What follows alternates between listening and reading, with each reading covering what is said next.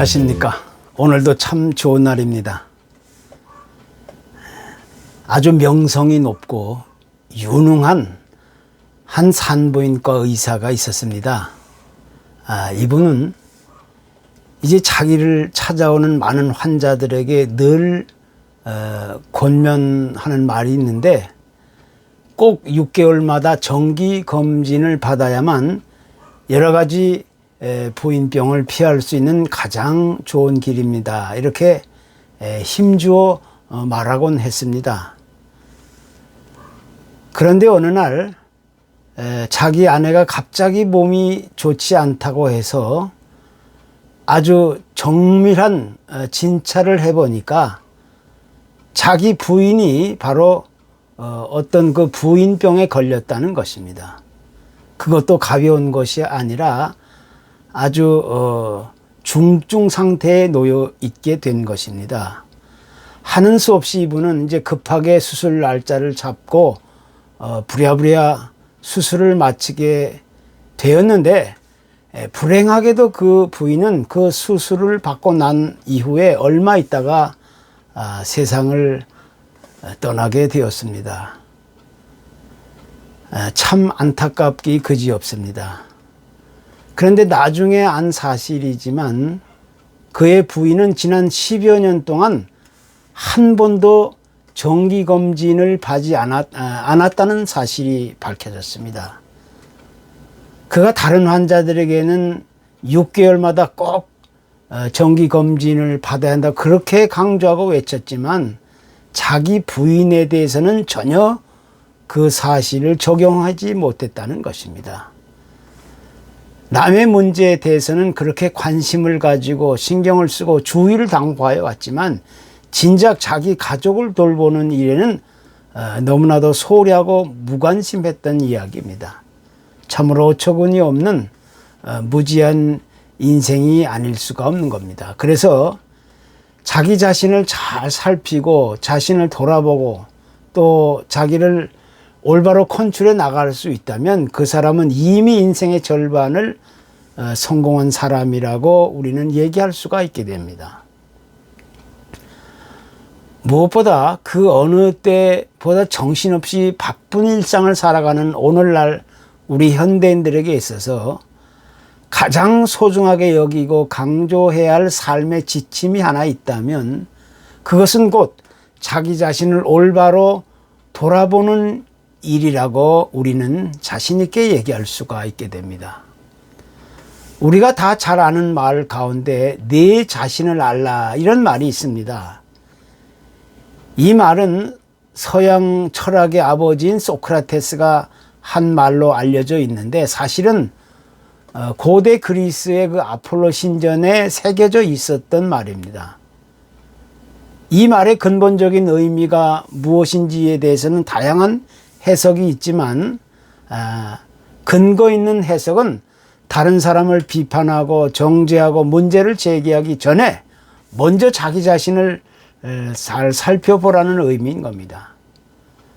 또한 이것은 주님께서 이미 말씀하셨던 내용과 같은 것인데, 내 눈 속에 있는 들보를 빼라. 그 후에야 내가 밝히 보고 형제의 눈 속에 있는 티를 빼리라. 이런 말씀과 비슷한 내용입니다. 우리는 종종 한 사람을 놓고 그 사람에 대해 평가하고 판단할 때 그 사람의 인격, 즉 그 사람의 됨됨이를 보게 됩니다. 그 인격의 성숙도는 그렇지만 사람의 그 가진 소유나 지식이나 어떤 개성이나 배경이나 혹은 어떤 외모나 능력이나 또 나이로 결정되는 것이 결코 아니죠. 한 사람의 인격이 성숙하다는 것은 그가 쉽게 판단하고 행동하고 말하기 전에 먼저 다른 사람들의 말에 귀를 기울이고 또 자신을 살피면서 보다 신중하고 올바르게 처신할 수 있는 사람이 되느냐 하는 데 있는 것입니다. 만약 누군가 다른 사람이 하는 말에 귀를 닫고 자신의 주장만을 고집하고 내세우며 그것을 정당화시키려 한다면 그 같은 사람은 매우 위험한 독선적인 그런 위선자가 될 수가 있게 됩니다. 사실 내 자신을 알라, 이 말은 누구에게나 아주 심각한 질문이 될 수 있는 그런 주제인데, 고대 아테네에서 가장 현명한 사람 누구인가, 이런 질문이 나왔을 때 그 질문에 올바로 대답한 사람이 바로 소크라테스라고 전해지고 있습니다. 그래서 이런 유머가 있죠. 국어 선생님은 항상 내 주제를 알라. 또 수학 선생님은 내 분수를 알라. 또 지리 선생님은 내 위치를 알라. 이렇게 얘기한다는 겁니다. 어느 날 소크라테스가 이제 강의 준비를 하고 있다가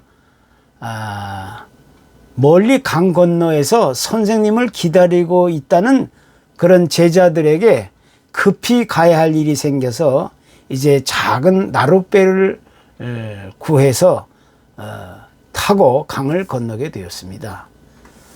이때 소크라테스는 아무 말 없이 그 작은 배를 열심히 노를 젓고 있는 뱃사공에게 가서 말을 걸었습니다. 여보게, 자네는 철학이 무엇인지 아는가?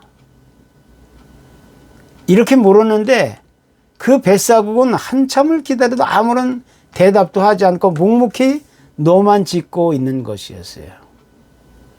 그러다가 이제 물이 깊어지고 물살이 거친 강 한가운데쯤 오게 되었을 때 뱃사공은 무슨 생각을 했는지 갑자기 배를 거치게 몰더니 멍하게 앉아 있었던 그런 소크라테스를 그만 물에 빠뜨려 버리게 되었습니다.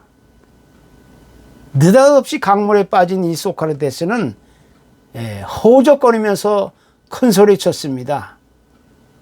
그리고 한참 만에야 뱃사공은 노를 내밀어 이제 그를 건져 올렸습니다. 이때 뱃사공이 아주 불쾌하고 퉁명스럽게 말합니다. 여보시오, 수영도 제대로 못하면서 자기 목숨도 스스로 구하지 못하는 주제에 철학은 무슨 철학이요. 이렇게 내뱉었다는 겁니다. 결국 소크라테스는 그에게 아무런 말도 하지 못했다는 겁니다. 이런 일이 있고 난 이후에 소크라테스가 제자들에 가서 제일 먼저 가르친 그 교훈이 바로 내 자신을 알라, 이런 말이었다는 것입니다. 우리는 교회에서 그 믿음의 공동체 안에서 가끔 교회를 떠나서 믿음을 배반하고 죄를 짓는 사람들을 보게 되는 일들이 종종 있습니다. 이럴 때 사람들이 제일 먼저 생각해내는 것은 내가 저 사람에게 가서 지적해 줘야 되겠다. 뭐가 잘못됐는지 내가 말해 줘야 되겠다. 내가 알려줘야겠다. 내가 바로잡아 줘야 되겠다. 뭐 이런 말들을 할 수가 있을 것입니다. 그리고 그 죄에 대해서 아주 신랄하게 지적하고 책망하고 또 비난하면서 그 사람과 나 사이를 선과 악의 그 구도로 구분하고 경계하는 일들이 생겨나게 되는 겁니다. 그러니까 우리 인간은 본성으로 말한다면 죄를 지은 상대방에 대해서 조금이라도 좀 배려하고 도움을 주고 붙잡아 주려는 태도가 아니라 오히려 잘못한 점을 꼬집고 비난하고 조롱하는 경우가 있게 되는 겁니다. 그렇지만 이것은 성경적인 올바른 태도가 될 수 없을 뿐더러 결코 바람직한 모습이 될 수 없다는 사실입니다. 바울 사도는 이런 상황 속에서 우리 그리스도인들이 취할 성경적인 올바른 신앙의 태도가 무엇인지를 오늘 우리에게 레슨해 주고 있습니다. 그래서 죄를 지은 상대방에 대한 태도로 너는 죄를 지었어. 너는 죄인이야. 너는 완전히 잘못했어. 너 그렇게 살면 안 돼. 이런 비판과 증오의 자세보다는 오히려 어떻게 해서라도 그가 다시 정신을 차리고 회복될 수 있도록 도와주고 기도해 주어야 한다는 겁니다. 왜냐하면 예수님께서 이 땅에 오신 궁극적인 이유는 우리의 죄를 지적하고 우리를 심판하려 하심이 아니라 오히려 우리를 용서하고 우리를 붙잡아주고 우리를 세워주고 회복시켜 주시기 위해 오신 것이기 때문입니다. 그렇기 때문에 오늘 여기서 가장 강조하고 있는 이 핵심적인 그 메시지의 요소는 다른 사람들의 그 죄의 문제 혹은 무지나 실수, 허물, 이 잘못을 통하여 내 자신에게는 혹시 그런 문제가 생기지 않는지, 나에게도 혹시 그런 문제가 똑같이 있지는 않은지, 그렇게 하면서 세밀히 자기 자신을 돌아보고 살펴보아야 한다는 사실을 오늘 성경은 레슨해 주고 있습니다. 우리가 사회생활을 해 나가다 보면 가정이나 교회 또는 직장이나 학교 등에서 심심치 않게 다른 사람들의 무지와 실수와 허물과 잘못을 경험하게 되는 그런 일이 허다합니다. 그런데 그런 일이 있을 때마다 상대방의 무지와 실수와 허물과 잘못만을 들여다보면 당연히 거기에만 집중하게 되고 관심을 가지고 간섭을 하게 되고 들추어내려는 마음이 앞서게 되는 겁니다. 그리고 더 나아가서 생각지도 못한 오해와 착각을 불러일으키고 불화와 분쟁을 일으키게 되는 경우가 생겨나게 되는 겁니다. 바로 이럴 때 우리 그리스도인은 자신의 분수를 지키고 지혜롭게 대응해야 된다는 겁니다. 왜냐하면 그 같은 상황을 잘못 처리해 나가다간 오히려 더 큰 불화와 분쟁과 상처와 아픔과 그 고통의 흔적을 크게 남길 수 있기 때문인 것입니다. 세상 사람들은 한결같이 남의 실수나 허물이나 잘못을 발견하게 되면 결코 그것을 무심코 넘어가지 못합니다. 어떻게 해서라도 그것을 들추어내고 비난하고 망신을 주고 창피하게 만들고 넘어지게 하려는 그런 악한 마음이 있는 것입니다.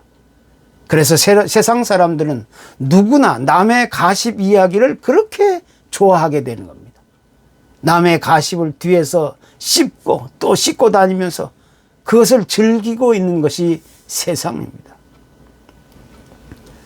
그러나 우리 하나님의 사람들은 예외 없이 우리도 그런 자리에서 예수 그리스도의 은혜와 긍휼을 통해 회복된 사람들이기 때문에 결코 그럴 수 없다는 겁니다. 오히려 우리 그리스도인들은 다른 이들의 무거운 짐을 서로 져줄 수 있어야 된다는 겁니다.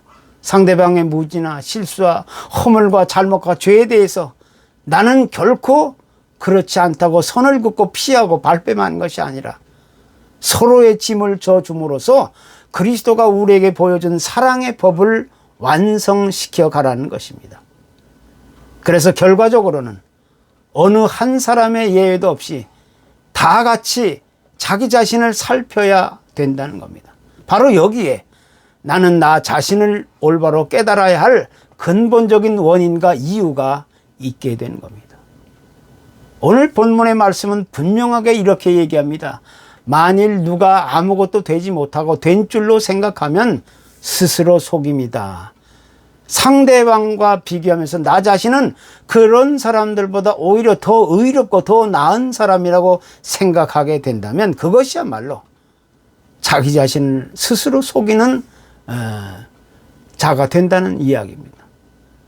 우리 인간은 어느 한 사람의 예도 없이 전부 한 가지 이상의 무지와 실수와 허물과 부족함 또 죄의 문제를 안고 있습니다. 그 누구도 여기서 완전히 자유로운 사람은 없는 겁니다. 그래서 우리는 언제 어디서나 항상 내 자신을 자세히 살피고 돌아보아야 할 필요성이 요구되고 있는 겁니다. 그래서 나는 나를 알고 있나 하는 절대적인 의문을 우리가 갖게 되는 겁니다. 1800년대 후반 미국에 그 영적인 부흥을 크게 일으켰던 무디 목사님이라는 분이 계셨습니다. 목사님이 여러 도시를 방문하며 전도 집회를 인도하게 되었는데 어느 도시에선가 이제 아침 신문을 보니까 신문들마다 일제히 교만한 전도자 무디라는 기사가 여기저기 났습니다. 전도대의 스태프들은 깜짝 놀라 목사님께 달려왔습니다. 이게 무슨 일이냐고. 그런데 알고 보니까 그 전날 신문 기자들이 목사님에게 인터뷰를 요청했는데 목사님이 너무 바빠 인터뷰를 거절했다는 이유 때문에 화가 난 기자들이 그렇게 기사를 악의적으로 작성했다는 겁니다. 스태프들은 화가 나서 정말 어떻게 이럴 수가 있느냐 하면서 당황해하고 있을 때 무디 목사님은 오히려 크게 웃으시며 이렇게 말합니다. 이 사람들이 한참 나를 잘못 봤구만. 나는 이 신문 기사에서 난 것보다 훨씬 더 악하고 더 교만한 사람인데 말이야. 그래도 이 정도면 잘 쓴 거야 하면서 스태프들을 위로했다는 겁니다. 무디 목사님은 그 누구보다 자기 자신을 잘 알고 있었던 사람의 한 사람이었습니다. 다른 사람들의 무지와 실수와 허물과 잘못과 부족함이나 죄의 문제를 통해서 철저하게 자기 자신의 모습을 찾아볼 수 있었던 겁니다. 그래서 이제 우리는 나는 나 자신을 알고 있는가 라는 그런 명제를 물어야 되는 겁니다.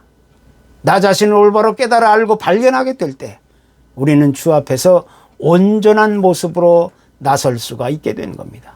그것이 그리스도의 사랑의 법을 성취하는 유일한 길이 되는 겁니다. 우리가 세상에서 세상 사람들과 함께 살아가기 위해서는 나만 고집하고 나만 내세우고 나만 주장하고 나만 우기면 안 되는 것입니다. 하나님의 유일한 소원은 나 혼자 잘 먹고 건강하게 오래오래 잘 사는 데 있는 것이 결코 아닙니다. 하나님의 소원의 목적은 모든 사람들이 하나님의 주권과 섭리 아래서 모두 다 풍성한 삶을 누리는 것이 유일한 그분의 목표입니다.